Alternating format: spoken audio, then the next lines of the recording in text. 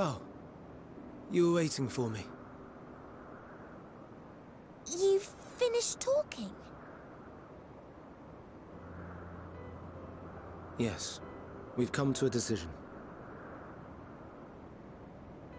My thanks for keeping Meteon company. Emmett Selk and Hythlodaeus have already retired to their rooms. There is room for you too, if you would follow me. Wait! I want to show you something first.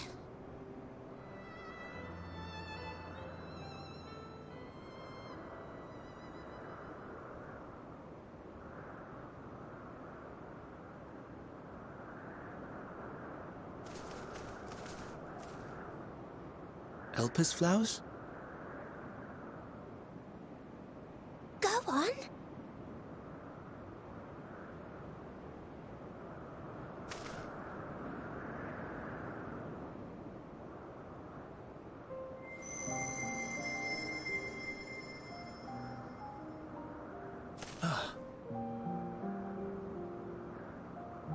You're not the only one, Hermes.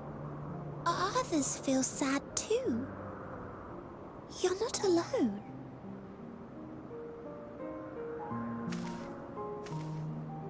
I see Meteon has shared much with you.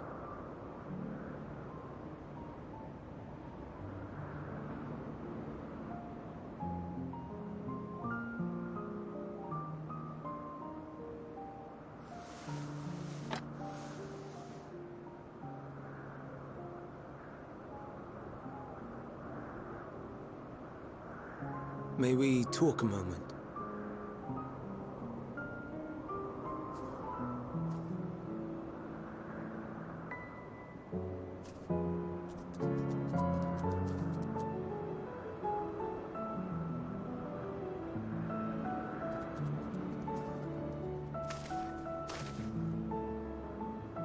I do not think it wrong that we live for the star, that we strive to make it a better place. And yet, in carrying out my duties here, there are times when I am plagued by doubt. Do you recall what Hythlodaeus said, when we first spoke of my nomination? Death is the privilege of those who have fulfilled their purpose, a choice they embrace of their own free will, and when they depart, it is always beautiful. Perhaps it is, but only for man. Creations that he deems useless are discarded with nary a second thought. Some scarcely born into the world, afforded a handful of breaths before life and potential are abruptly extinguished. We make an effort to spare them the pain, but they sense what awaits. Rage and anguish and cower and fear. And it is not beautiful. Yet no one cares. No one. So fixated are we upon the duty that we do not pause to question the method. Pain and suffering, confusion and despair, writ plain in the eyes of those poor creatures. Yet no one sees. We turn a blind eye and carry on in blissful ignorance. Not amiss. And always, always the blossoms shine pure and white. A contradiction so blatant I could scream, want to scream. How can you all accept this aberration? And I wonder, am I the aberration for thinking thus? And I am filled with dread. But now I know I'm not alone. Not the only one for whom the flowers weep. I won't ask what you thought as you kneeled beside the Elpis, or if you only did it at Meteon's insistence. Nevertheless, I thank you. To know that you too have experienced suffering is a comfort.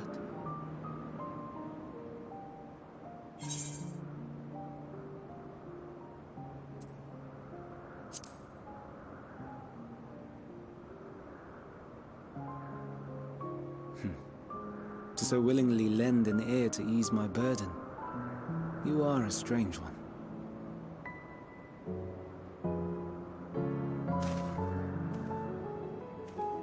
The stars in the heavens.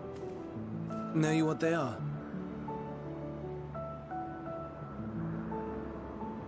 Though it is too far to tell, each glittering light could be a world not unlike Aetheris. A world filled with life. So many stars, so many lives. For us, there may be no higher purpose than to live for our world. But what of the other living beings out there? What is it that gives their lives meaning? That drives them day after day after day? To pose that question to our undiscovered cousins, I created beings of dynamis, who can traverse the vast emptiness between the stars. Meteion and her sisters. Aye, sisters. She has a great many of them. And they have already departed on their journey, traveling to one star and then the next in search of life. As one might expect, exploration on such a grand scale is rife with difficulties, and thus far I've naught to show for it. But I have faith that we will make some manner of discovery ere long. And when we do, I should be glad to share our findings with you, in gratitude for your kindness.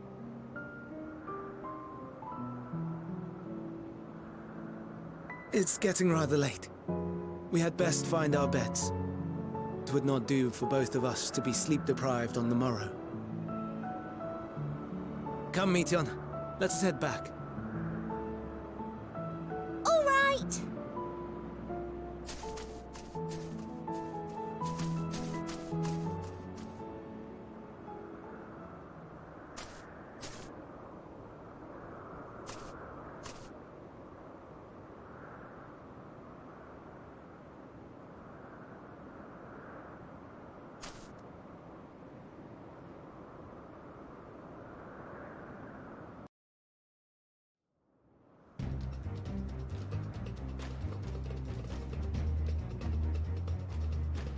Now.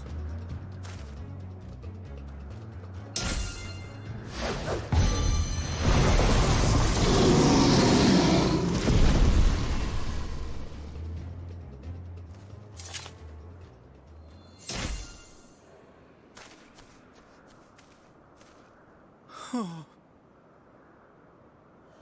Forgive me. Please, forgive me. May you and your kin find peace. Wherever your souls may drift in the underworld, may you find tranquil seas.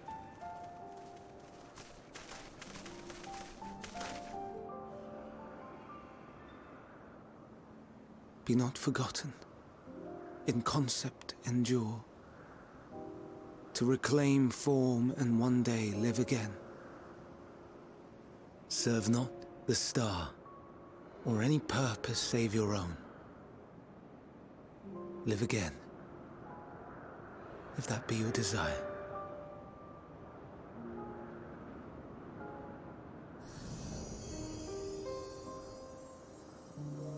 Hate, if that be your want. We are worthy. But leave your suffering behind. Lay down your burdens, be born anew. Fly high, fly free.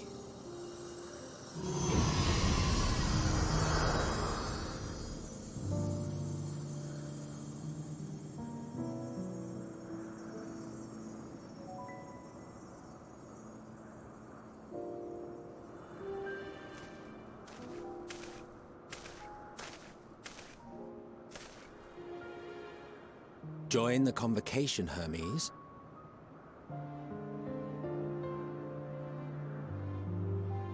You do not belong here. Leave to replace another. To be replaced. It changes nothing. Tell me, do you think it right that we sacrifice all these lives for the sake of the star? And when the star has reached perfection, what then? If all who are satisfied choose to die, shall we all die in satisfaction?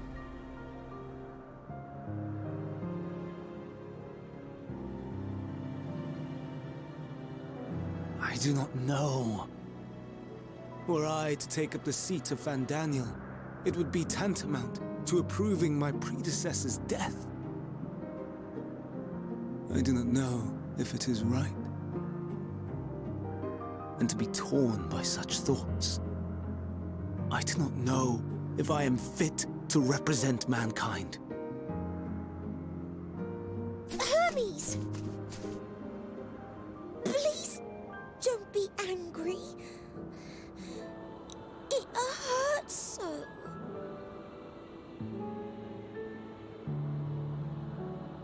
Forgive me. If you would still consider me in spite of everything, I beg some time to gather my thoughts. Meanwhile, Hythlodaeus, I fear I must trouble you to attend to the others. 'Tis no trouble at all. Take as long as you require.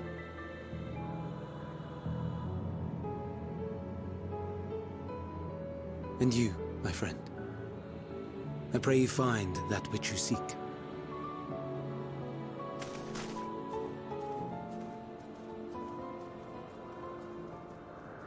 I expect we have some few matters to discuss. Shall we return to the 12 Wonders for a time? Aye.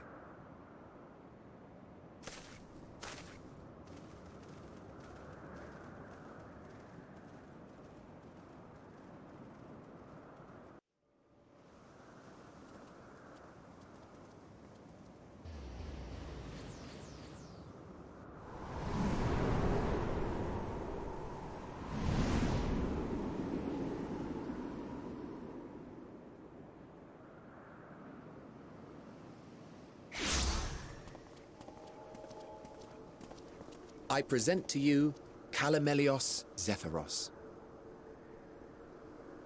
Here you will find a number of testing facilities, as well as the observation hub of Poiton Oikos. Right then. Let's begin by...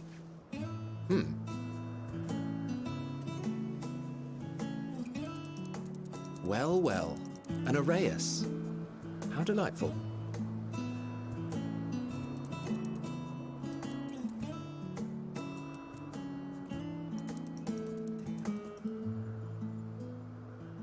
And what, pray tell, is that?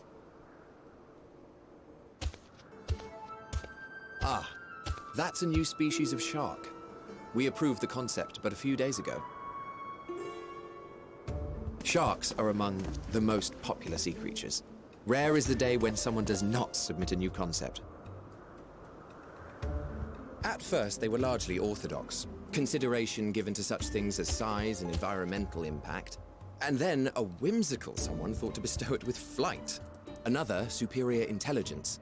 And then the floodgates burst. Concepts with multiple heads, or arms and legs, and so on and so forth. It was getting absurd. A part of me wanted to tell them to go away and find something else to create, but in the end, I couldn't deny their passion. And here we are.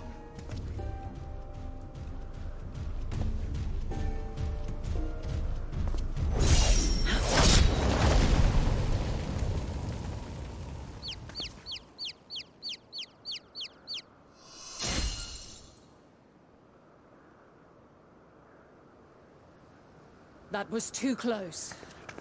Are you unharmed?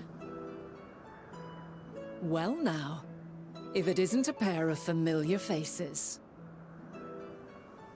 Vanar, that we should meet you here.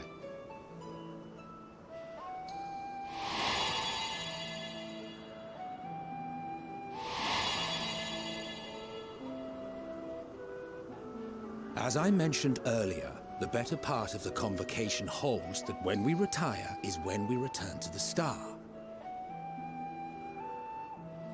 Well, she is not among said majority. Even after stepping down, she carries on with her work. Vanar is her name, and she is the previous Azem. It has been a while, Hythlodaeus. You look well. Less so, Emmet Selk. I dare say the lines upon your brow have both deepened and doubled in number.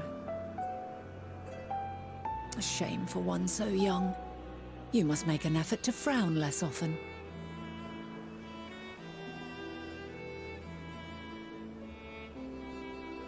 Easier said than done, thanks to your unruly successor. How is he, if I may ask? Incorrigible as ever. Rushed headlong into a volcano on the brink of eruption just the other day. I should be glad to share the tale in its entirety later, if you're so inclined.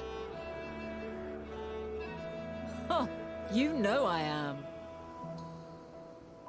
Now then, you are?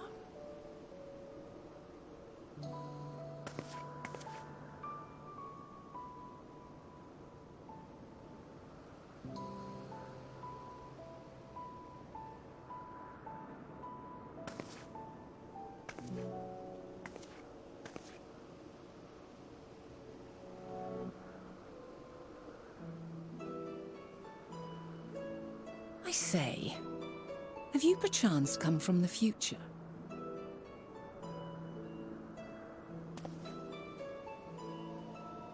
I do not believe we have ever met, yet I sense my magic upon you.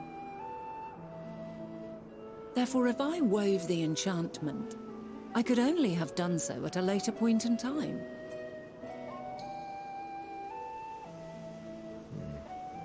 What manner of magic is this, if I may ask? A traveler's ward, of course. It prevents the corruption of one's ether.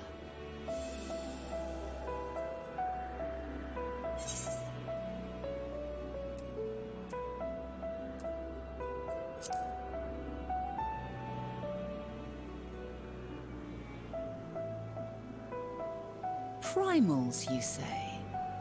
But I'm not familiar with such beings. But if they enthrall by warping the balance of ether, then yes, the magic would afford you a measure of protection. I gather from your question that you are not ignorant to its presence. Hold on. From the future? That's absurd.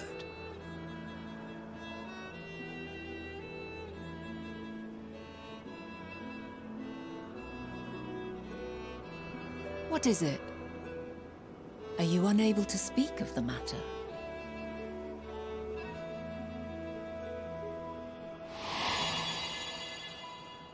The reality to which you must return exists as a result of the final days. You cannot reshape the past to undo the tragedies of the present.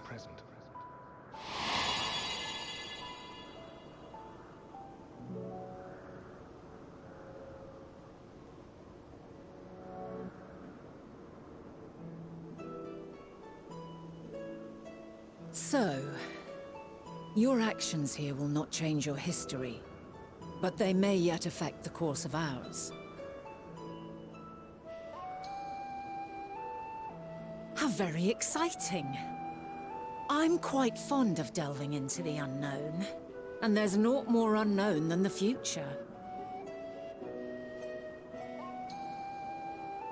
Until a moment finally arrives, we cannot know for certain what will come to pass, regardless of our supposed foreknowledge, so you needn't worry for us. More importantly, that you should go to such great lengths as to travel unto the past bespeaks the gravity of your quest. Will you not reveal it to us? Mayhap we can be of aid to your cause.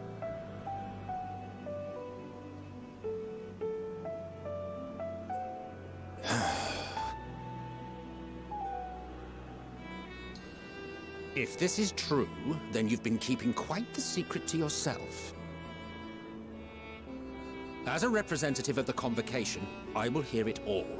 Your identity, purpose, everything.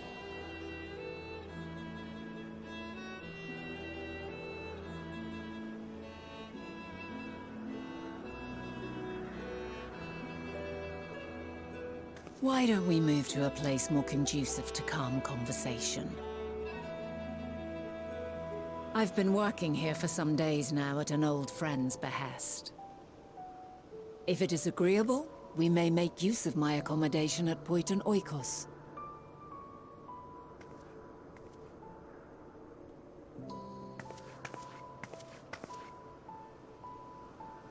We were meant to meet.